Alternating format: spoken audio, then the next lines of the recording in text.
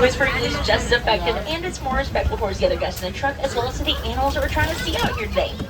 All right, we're starting our safari off in the Little and Strange Forest. Now, the animals that live in the forest rely on their ability to blend in with their surroundings, keep them safe from any dangers that may be lurking around. So keep a look around every bundle of bamboo, behind every tree, and under every bush.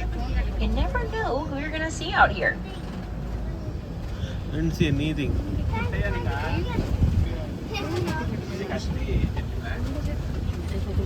Alright, let's head around this corner where I see a rhino. That's a black rhino.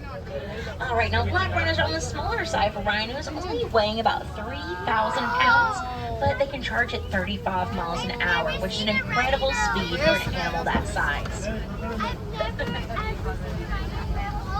Black rhinos have what's called a prehensile pointed upper lip. Prehensile is a word I'm going to use a lot today, so go ahead and memorize it. It means something on the animal can be used like an extra hand to grab things with. So for the black rhino, that means they have their prehensile pointed upper lip they use to grab all sorts of vegetation. They eat like branches and leaves as they live in the forest. Okay, over to your right, you can see a black and white bird called a saddle-billed stork. They do not vocalize to communicate. Instead, they rattle their bills like shaking maracas at each other. Right now, as we come up here to your left, there's two types of antelope. The copper-colored ones, they are bongos. Both male and female bongos have horns that lean back so they can push their way through the underbrush of the forest easier without getting tangled up. Now, the light tan-colored ones, those are female greater kudu, and they can jump extremely high from a standing position without having to run or anything first. Okay, now we're going to head over towards the Safi River and see what's going on down there. But before we get there, by a show of hands, is this anybody's first safari? Awesome, well welcome aboard, new and returning friends. My name is Juliana. I'm from Alabama and I'm so excited to be your safari guide today. We're going to have a really good time. Hopefully everyone gets to see something they've never seen before or learn something they've never heard. Right now we have reached the river and I can see some pink-backed pelicans named for the pink coloration on their backs during their mating season.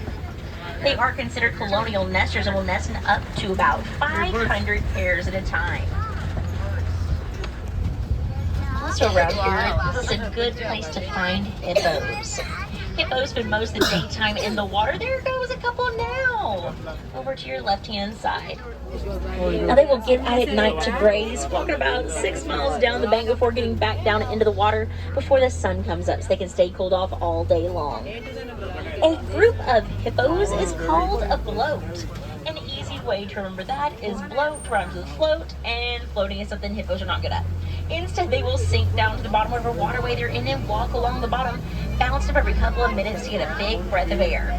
As they do that, their eyes, nostrils, and ears are all above the surface of the water, so they can really see what's going on out there. But as they do that, they can still hear below the surface of the water by picking up vibrations in their jawbone.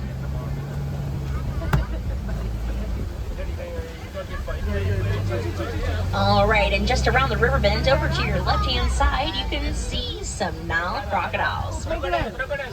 They are, on average, the largest crocodile species in Africa, getting to be about 11.5 foot long, though sometimes they can get bigger than that. Though they are holding very still right now, when it comes time to distract their prey or defend themselves, they are incredibly fast and strong. But even though they're a very powerful predator, they still make really good moms. When it's time for the mama crocodile's eggs to hatch, she will pick up the eggs, roll them around in her mouth, and it breaks up the shell, making it easier to transition into the world for her babies. People often wonder the difference between alligators and crocodiles. It can be seen pretty easily in the shape of their snout. Alligators have more of a U-shaped snout, whereas crocodiles have more of a V-shaped snout. Over to your right, you can see a baobab tree, also known as the tree of life. The reason it's called that is it has a hollow tank in its trunk where it can save water. So whenever there is a drought on the savannah, animals can go up to the baobab tree, punch a hole in the side of it, and drink out of like a water cooler, therefore giving them life, living up to its nickname, the Tree of Life.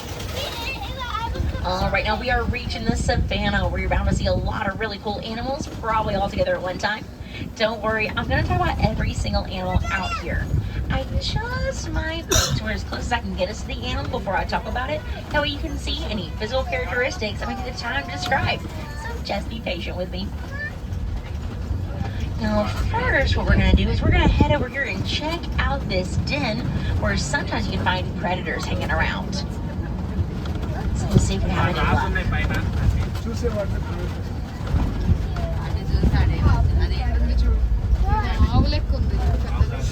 Alright, so here it comes up on your left-hand side.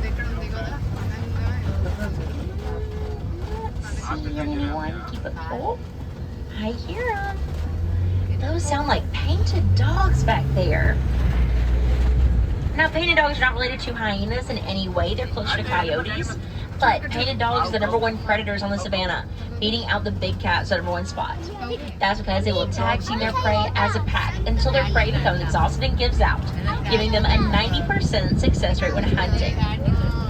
Over to your right, you can see some Ankole cattle, also known as Watusi, named after a tribe in the region they are found in. Within that region, they are used as a sign of wealth. Instead of people having money in the bank, they've got Watusi cattle in the field. Their horns get 3 to 4 foot long each and have a honeycomb-like structure inside that allows blood to flow through, helping to regulate their body's temperature. And they were worshipped in ancient Egypt, so they can be found in hieroglyphics dating back 6,000 years.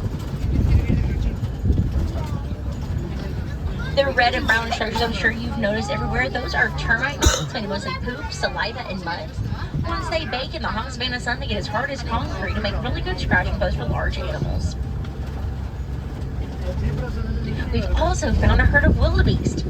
Wildebeest will migrate across Africa in a herd with about 1.5 million of them all together at one time.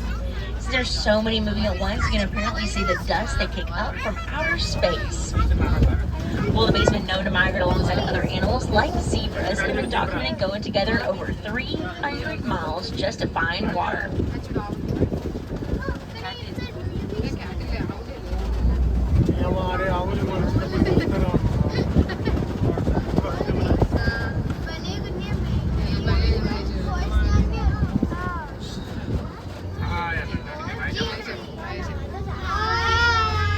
Alright, now let's head around this corner where I can see some giraffes. Giraffes, the tallest land animals in the world, getting 16 to 20 foot tall when fully grown. They have a 6 foot long neck, so it takes incredibly high blood pressure to push blood all the way up to their noggin. So to accommodate a high blood pressure, they need a really big heart. So a giraffe's heart is the size of a basketball. That was a troublemaker right there. We'll go ahead and park for just a moment. Let them get their zoomies out. There we go. Alright, now as we close this giraffe coming up on your left-hand side, see if you can see its tongue. They have a prehensile tongue that is purple and about 18 inches long.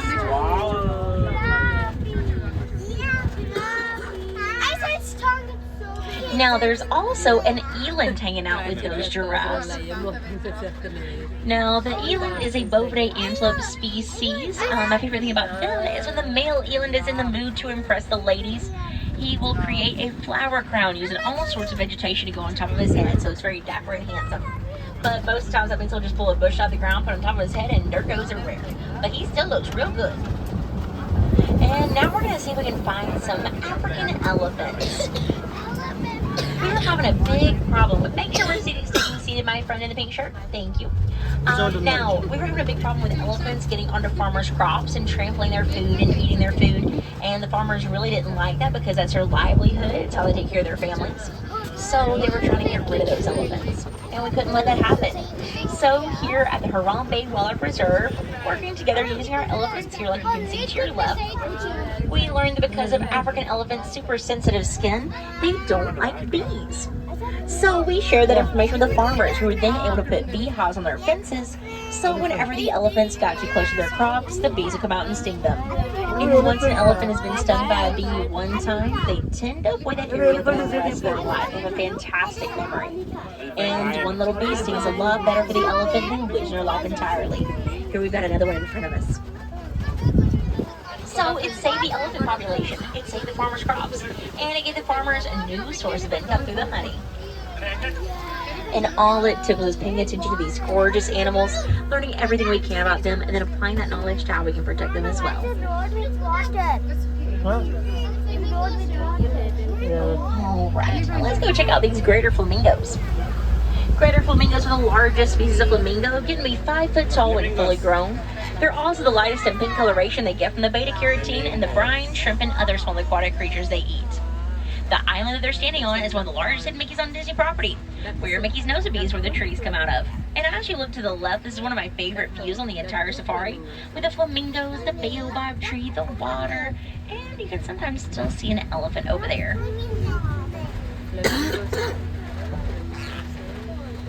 Alright, now let's go see if we can find some white rhinos. White rhinos are not actually white in color, they're a light gray. Their name is a misinterpretation of the Afrikaans word vite, V-I-T-E, meaning wide, referring to their wide mouth. The reason they have such a wide mouth is they have a bigger mouthful of grass at one time. Whereas if they had the pointed upper lip of a black rhino who lives in the forest, that really wouldn't work for their diet out here on the savannah as well. For a long time through history, rhinos have been poached, or in other words, illegally hunted to get their horn, which was thought to be made into medicine in some cultures. But later it was realized their horn is made of keratin, the same thing as our fingernails and hair, and has no medical use. But still to this day, they are poached, and their horn is on the black market. So, because of all that poaching, we've lost a very large number of rhinos out of the world that we're supposed to have. And we've actually lost some species altogether entirely. Currently, worldwide, there's only 5 types of rhinos left, and we're very lucky the 2 species we do here in our reserve. Coming up on the hill that's in front of us and going to be to your left, you can see some cheetahs walking around. Cheetahs are the fastest land animals in the world. They can reach top speed of 70 miles an hour, but they can go 0 to 60 in 3 seconds. As they run full speed, they use their tail like a boat rudder to help them turn. They also have some of the smallest teeth of the big cats. The reason that is if their teeth were to be any bigger, the roots of their teeth would get in the way of their nasal passages and would make it harder for air to go in and out of their body for them to have the speed and stamina they do. Alright, now we're getting close to a rock formation called the Kopi Rocks, which is a great place to find African lions. The Swahili word for lion is Simba, which is pretty easy to remember. Lions rest about 20 hours a day. They are most active at night, which is when they do their hunting. But the male lion, he'll stay home with the cubs, he'll protect the land, while the ladies go out to the hunting together, getting them some girl time. And a pride of lions can have up to 15 adults altogether. But here in our reserve, we've just had 3, 2 females and a male. Sadly, in the last 30 years, we have lost half of the wild lion population. A lot of that is because of humans overpopulating their hunting grounds and taking away their food source in the process. So they're running out of things to eat. Alright, now we have found a female over here. And there's the other female and the male.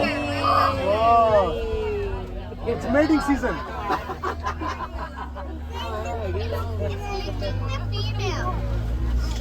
Alright, now let's head around this corner, see what else you can find. Now over here to your left you can see some burrows made from warhawks, and there's a bontebok running around. That is a very special animal to get to see because 100 years ago, there's only 17 of those left in the whole wide world. But because they took the time and the care to protect them so they could populate and get their numbers up, that's exactly what they were able to do. Over the course of 100 years, they went from 17 to 3,500, which is a huge conservation win. And over to your right, you can see some water buck, and they drink more water than any other antelope species in Africa.